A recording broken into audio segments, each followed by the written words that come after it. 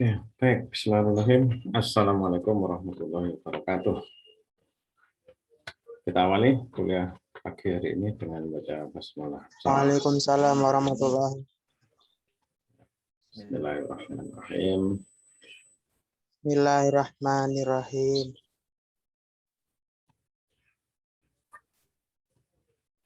Baik, maka ini kita akan diskusi tentang anomali.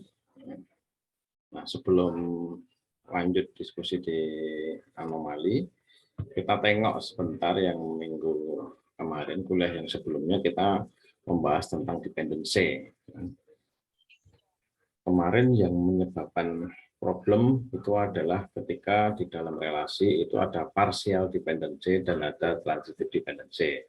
Gitu ya. Sementara kalau pengen tabel itu tidak ada masalah, tabel itu oke-oke saja dalam pemakaian, maka yang harus dipenuhi adalah full functional dependency.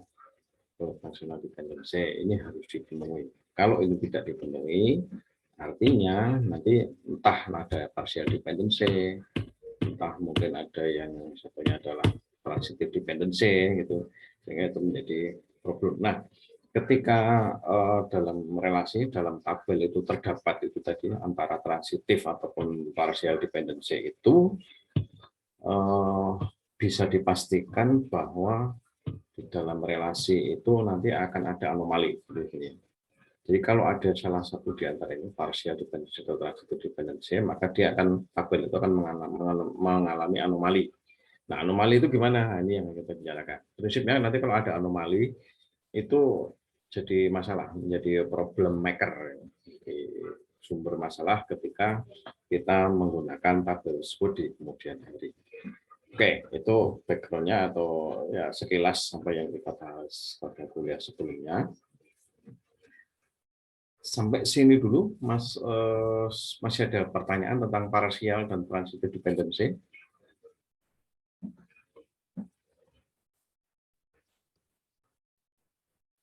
Belum kelihatan pertanyaannya ya. Cuma kemarin dari posting yang Anda tulis di link di thread di Classroom tentang partial dan transitive dependency, saya belum komen. Tetapi ada beberapa yang saya justru menduga masih ada masalah di primary key-nya. Ada yang sudah betul, ya, jadi partial dan transitifnya ketemu, ada yang partial dan transitifnya tidak ditemukan, tapi ada justru yang masih ada problem dugaannya. Dugaan saya masih ada problem di dalam menentukan primary key-nya. Nah, itu nanti perlu kita tindak lanjuti.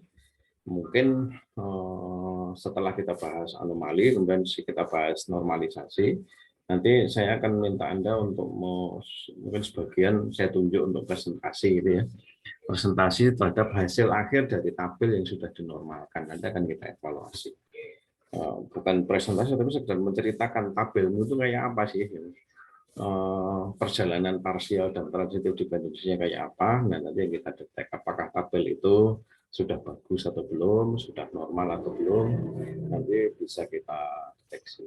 Kira-kira gitu. Nah, ini sementara masih ya tugas-tugas kecil untuk yang termasuk setelah ini pun nanti Anda mau kita diskusikan dulu nanti tindak lanjutnya seperti apa. Oke, sebentar ada interrupt sebentar.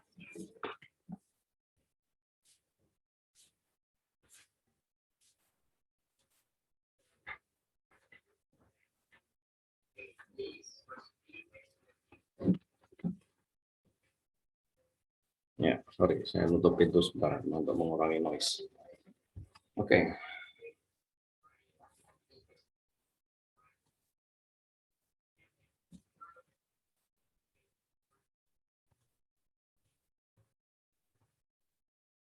Oke, baik, anomali. Apa itu anomali? Anomali, kalau dari kamus kita lihat bahwa yang disebut anomali itu KBBI. KBBI itu Kamus Besar Bahasa Indonesia. Nah, di website-nya bisa dicari. Menurut KBBI, anomali adalah ketidaknormalan atau penyimpangan dari normal atau kelainan. Nah, kalau kita ngomong kelainan itu banyak hal ya. Bahkan karakter manusia pun bisa menyimpang, bisa mengalami kelainan dalam banyak hal. Nggak usah kita bahas. Kemudian untuk pengertian anomali di dalam bidang basis data, anomali adalah ini, efek samping dari penggunaan basis data. Efek samping yang tidak diharapkan tentu ya. Sampai yang tidak diharapkan dari penggunaan basis data, dan itu terjadi apabila relasi itu tidak pada bentuk normal. Nah, ini belum normal. Jadi itu juga terjadi ini, ya artinya begini, terkait tidak normal dan adanya ini, ada partial dependency atau transitive dependency, itu terkait. Ya ini saling, pokoknya kalau nggak normal bisa dipastikan ada ini. Atau kalau ada ini berarti nggak normal. Itu saling. Oke, dan anomali nanti ada 3 macam di dalam basis data. Mungkin Anda juga sudah pernah baca-baca atau pernah saya beri tugas-tugas kecil sebelumnya. Anomali penyisipan, penghapusan, dan pengubahan, insertion, deletion, dan ini update ya, insert, delete, update, ada 3 macam. Jadi kelainan akan kita alami atau kita akan melihat sebuah penyimpangan ketika kita menyisipkan sebuah data, ketika kita menghapus sebuah data, ketika kita melakukan pengubahan atau update terhadap sebuah data. Habis itu gitu. Jadi ada 3 macam. Ada 3 macam kelainan yang muncul ketika kita suatu saat kita menggunakan basis data. Nah, ini yang makanya ketika kita membuat atau menyusun sebuah database, itu sejak awal harus kita perhatikan desainnya, tabel-tabelnya normal apa tidak, ada parsial apa tidak, ada transitive dependency apa tidak. Karena suatu saat nanti ketika digunakan, ketika Anda membuat aplikasi misalnya web based, misalnya bikin portal atau bikin sistem informasi perpustakaan atau apa, suatu saat akan ada problem kalau tabelnya itu nggak normal. Prinsipnya itu. Oke, next kita lebih detail. Ini contoh. Saya akan menjelaskan dengan contoh saja ya. Kalau dijelaskan dengan teori itu ya bisa, teorinya bisa, bolehlah silahkan dibaca dari kita. Tapi kita dekati dengan contoh saja. Misalnya saya punya tabel seperti ini, tabel yang kemarin kita pakai lagi. Contohnya tabel ini. Ini ada kolomnya nomor mahasiswa, kode mata kuliah, namanya nama mata kuliah ya, SKS, kemudian di sini ada kode dosen dan ada nama dosen. Coba perhatikan dalam hal dependency, ini ada apa ini? Ada parsial atau ada transitif atau ada dua-duanya? Coba cek.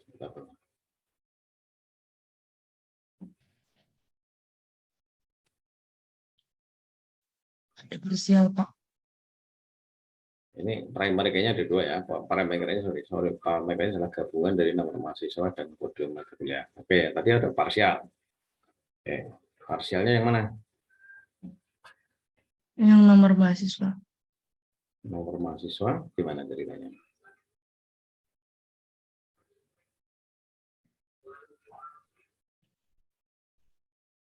Nah, perhatikan parsialnya bahwa ini karena primary key-nya adalah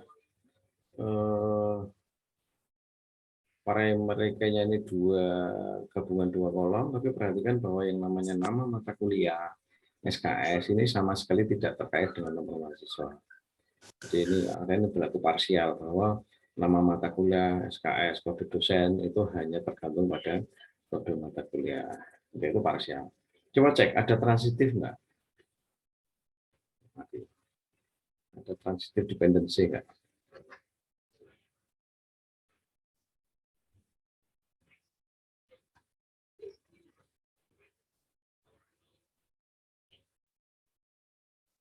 Coba cek dosen. Ini kalau primary key-nya ini menentukan kode mata kuliah itu menentukan kode dosen. Tapi apakah nama dosen itu tergantung pada kode mata kuliah? Tidak. Enggak. Nah, Anda coba perhatikan di sini bahwa kode mata kuliah itu menentukan ini nama, SKS, dan kode dosen. Tetapi tidak menentukan dosen, nama dosennya. Nah, nama dosen hanya bergantung pada kode dosen. Nah, ini berarti di dalam tabel ini ada 2 kelainan. Ada 2 problem, partial dependency dan transitive dependency. Nah, ini otomatis tabel ini pasti ada masalahnya kalau ada seperti ini.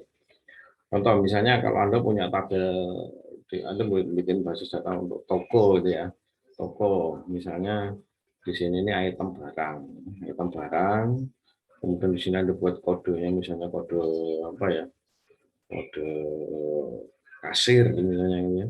Ini kode kasir, ini kode barang, nama barang, harga, terus di sini ada supplier, ada kode supplier, ada nama supplier. Nah ini dipastikan kalau misalnya Anda punya tabel seperti itu, sudah lah, pasti itu ada parsial atau transitive dependency, atau mungkin ada dua-duanya. Jadi prinsipnya, perhatikan bahwa di dalam sebuah tabel, itu hanya memuat satu entitas. Satu entitas saja di dalam satu tabel, kalau mau normal. Satu entitas misalnya ini mata kuliahnya ya di kode, sampai kode dosen saja, ini satu entitas. Kalau sudah nama dosen, ini habis entitas yang lain. Kalau sudah nomor mahasiswa, ini sudah entitas yang lain. Nah, ini pasti ya, kalau mau normal nanti ini nomor mahasiswa ini pasti harus dipindahkan. Kode dosen, nama dosen yang transitif itu juga perlu dipindahkan. Gitu. Oke, lanjut ya. Sekarang kita lihat anomalinya. Coba andaikan kita sisipkan data dosen baru. Misalnya. Nah, ini ada yang kenal Sopo Jarwo? Siapa itu? Siapa itu Sopo Jarwo? Kartun Indonesia. Kartun Indonesia. Kemarin barusan dibahas oleh Kemenparekraf. Ya. Sopo Jarwo, ini dosen, misalnya dia kodenya FS002. Kalau ini kita sisipkan di sana, misalnya ada dosen baru, coba lakukan, kira-kira apa yang terjadi?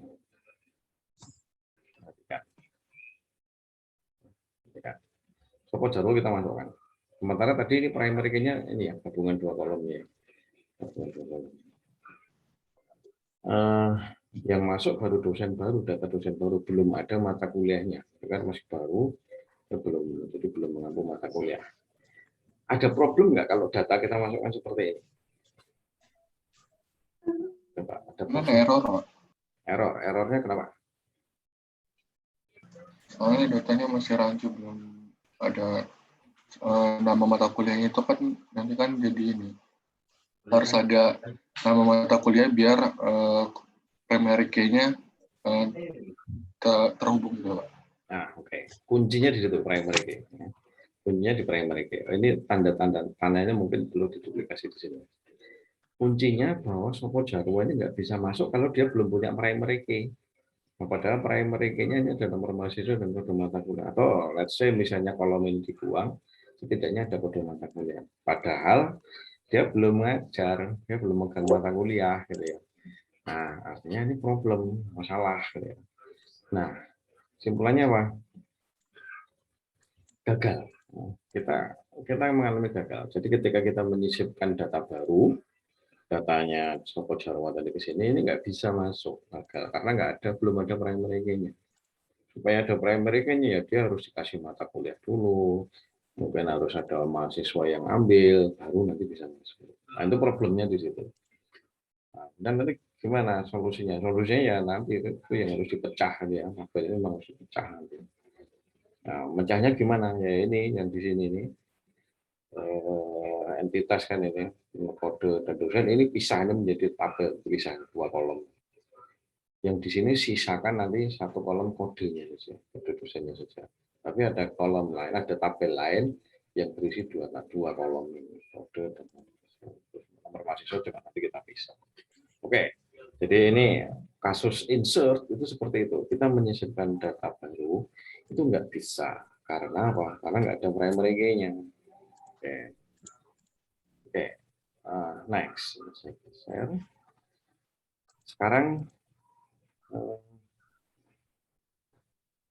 coba ada mata kuliah simulasi baris ketiga. Coba itu dihapus.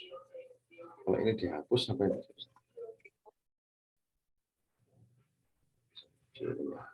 Sukses. kalau mata kuliah simulasi ini dihapus, apa yang terjadi? Berhasil, Pak. Berhasil? Ya, berhasil memang. Nah, tapi ada efek nggak? Coba cari. Perhatikan data di 2 kolom terakhir ini. Data dosennya kayaknya ikut kehapus, Pak. Oh, data dosennya ikut kehapus. Perhatikan, simulasi yang ngajar siapa? Cek. Kanon atau coba cek, ada nggak data yang lain? Cek gitu. Nggak ada. Jadi, kalau kita lakukan penghapusan, nah, data ini dihapus, maka kolomnya kita maunya menghapus mata kuliah saja kan? Maunya menghapus mata kuliah saja karena misalnya ganti kurikulum, kemudian mata kuliahnya dihilangkan, hapus misalnya gitu ya. Maka apa efeknya? Nah, efeknya itu data dosennya ikut hilang.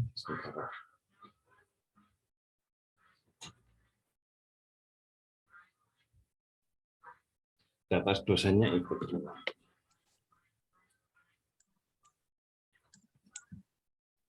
Kesimpulannya, nah ini tadi dilarang ini menghapus itu ya. Kalau ada kasus seperti ini dengan tabel seperti ini kita nggak bisa menghapus, gagal lagi karena cek akan hilang. Nah, ini nggak boleh.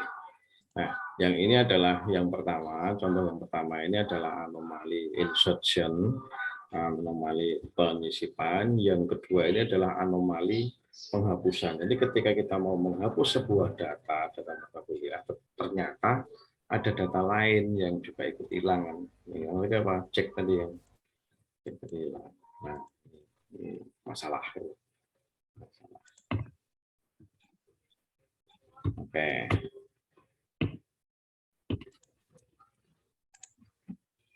Oke, sampai sini cukup clear ya, cukup jelas ya. Jadi ini hanya dalam rangka menjelaskan anomali tadi, anomali ini insert dan delete ya, insert dan delete. Nah, sekarang kita coba lanjut. Kita lanjut untuk anomali yang update. Ini masih menggunakan tabel yang sama. Masih menggunakan tabel yang sama. Perhatikan ya bahwa di sini ada dosen namanya Andri. Dosen namanya Andri. Dia itu mengampu 2 mata kuliah. Mata kuliahnya ada program linear dan mata kuliah namanya topologi, ada 2. Ya, itu aja. Dalam tabel ini istimewanya itu. Nah sekarang kalau dosen Andri itu keluar, resign, keluar dari perusahaan dosen, nanti mungkin diterima di perusahaan lain. Diterima di perusahaan lain, ganti profesi, keluar, kemudian sudah keluar, seluruh mata kuliahnya diampu oleh dosen baru. Dosen barunya namanya Rino. Ada yang kenal Rino?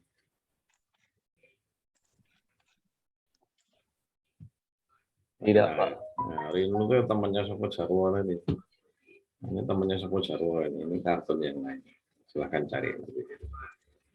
Oke. Artinya apa yang terjadi ketika Andri resign dan Rino ini masuk baru, berarti kita harus mengganti data ini tadi. Datanya Andri dan yang namanya MT003 Andri, di sini MT003 Andri, ini harus kita ganti semua, harus kita update. Berapa kali kita mengubah atau berapa kali kita harus mengganti nama Andri menjadi Rino dalam tabel ini?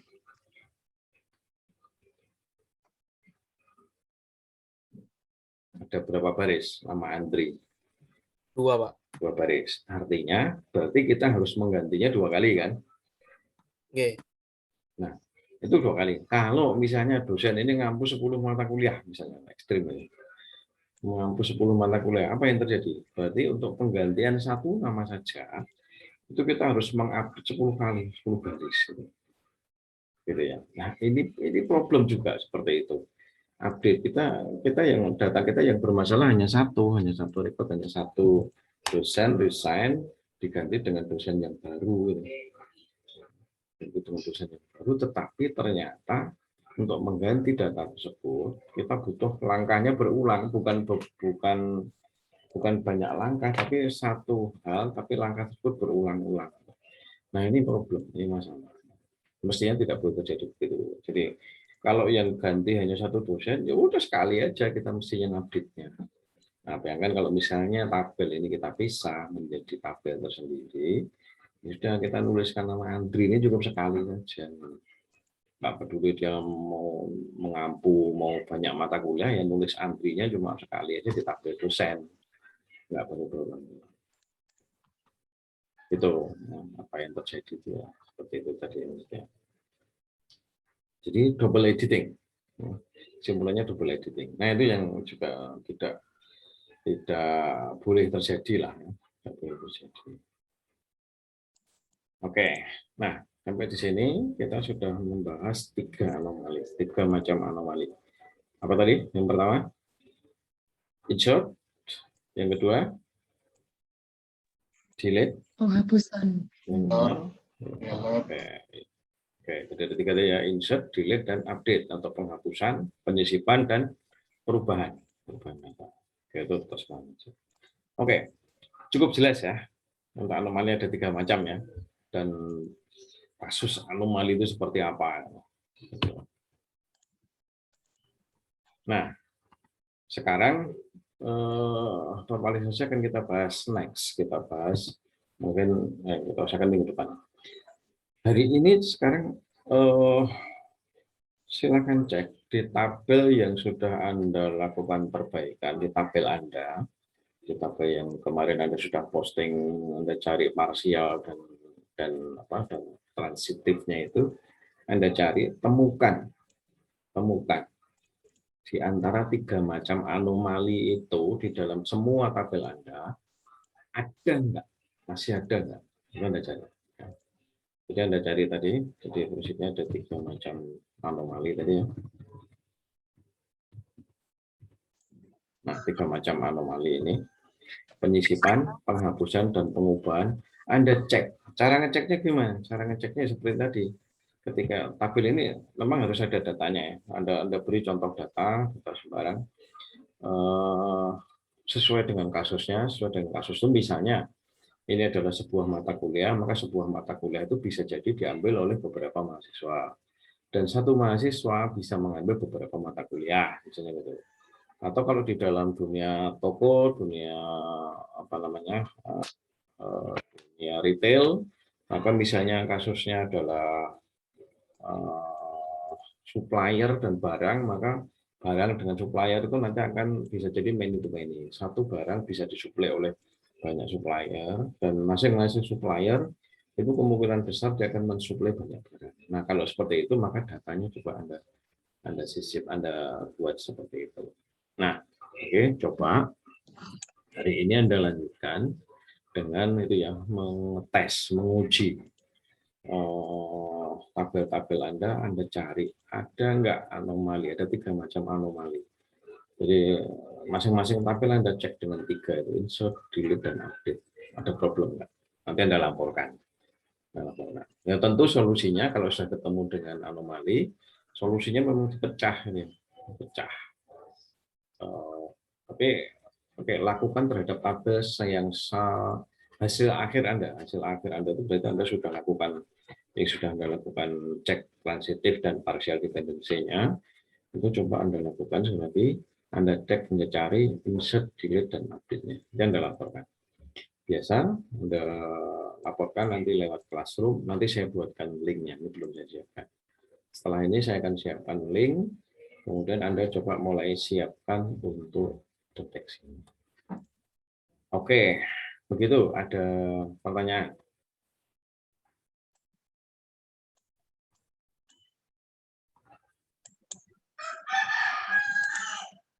Baik. Kalau tidak ada pertanyaan, atau kalau ada pertanyaan yang nyusul bisa lewat grup WA. Materi kuliahnya cukup itu, tidak usah banyak-banyak. Penting action Anda lakukan itu ya. Anda lakukan. Oke, untuk melaporkannya mau sampai kapan? Bisa hari ini sampai nanti malam? Atau mau besok pagi?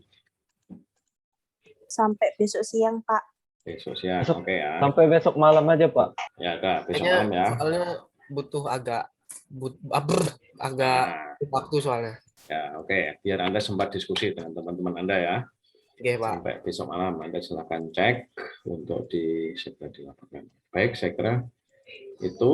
Kalau sudah tidak ada pertanyaan, kita akhiri. Selamat menemukan anomali di dalam tabel Anda. Jangan lupa absen. Keywordnya anomali basis data. Oke, Pak. Anomali basis data. Baik, saya kira itu. Mari kita akhiri untuk pembahasan pagi ini dengan hamdalah bersama. Alhamdulillahirabbil alamin. Assalamualaikum warahmatullahi wabarakatuh. Waalaikumsalam warahmatullahi wabarakatuh. Waalaikumsalam warahmatullahi wabarakatuh. Terima kasih, Pak. Ya, oke. Waalaikumsalam warahmatullahi wabarakatuh.